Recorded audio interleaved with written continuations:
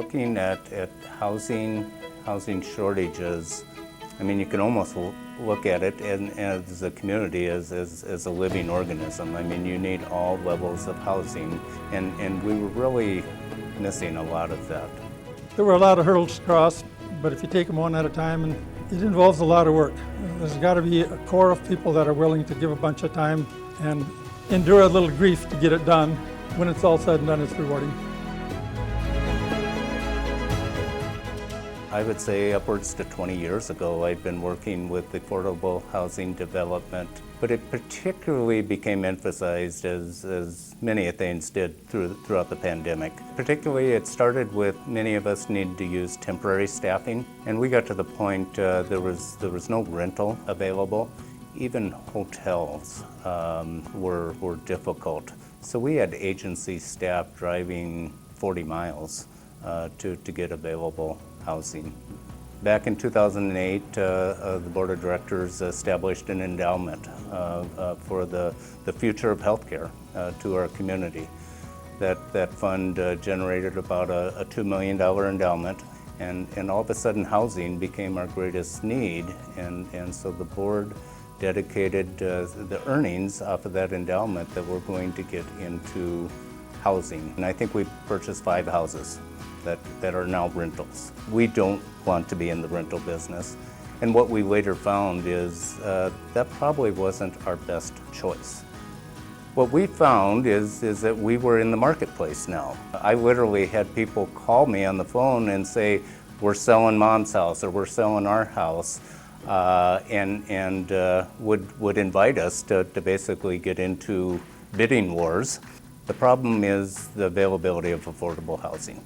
And that's where the Development Corporation started working towards affordable housing projects. They created a TIF. Instead of investing into currently available, that's where we invested instead into that TIF, into the affordability of that housing. The city of Platte has normally, when there's new developments, has paid for the water to be placed at the property lines. When we did the TIF, all the infrastructure, curb, gutter, sewer, and water and everything was paid for by the TIF. We went to the city and asked them for $100,000 because that is roughly what it would cost them if they had to put the water in on their own.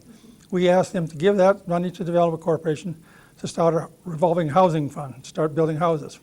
And the city came around, they gave us $100,000. We had fundraisers, we took donations. Before we had the first house completed, we had it sold. And so as soon as we got that one done, we rolled it over and we've got a second house sitting out there now. So from a hospital perspective, what we took our investment to is we purchased 2 governor homes through the Governor's Home program and placed them in that TIF. Our plan with that is to sell them to staff members, but we're aiding the community by putting those 2 homes there. And we're also hopefully aiding ourselves that's going to draw to retention, that the buyer of that house is going to be an employee. When we started this, we were talking with another individual about some property, and in the course of conversations, and it sounded like we were going to get something going there, he and the contractor decided maybe this deal will work, so they took off and they built a 6-plex. So that was 6 more units going in. And then another individual put up a twin home. The momentum got going. People realized that those houses that were built could be sold. There was demand for it, and so things kind of started running on their own. And I think most small communities highly value their hospitals. And so by the hospital stepping forward, it's easier to get the rest of the community to participate. There are a lot of government programs out there. A small community does not have the personnel and the time to investigate all those. There's the 3rd Planning District, there's agencies around that will help you. They can give you directions to which direction to go. Be patient. It doesn't come overnight, but align with the people that are going to help the situation the most.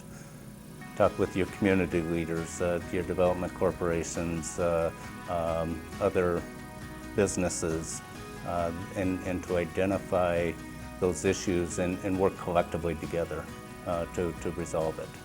And again, it won't happen overnight, but I know just in the last 24 months, you look back and think, wow, we accomplished that. And that's where it become evident.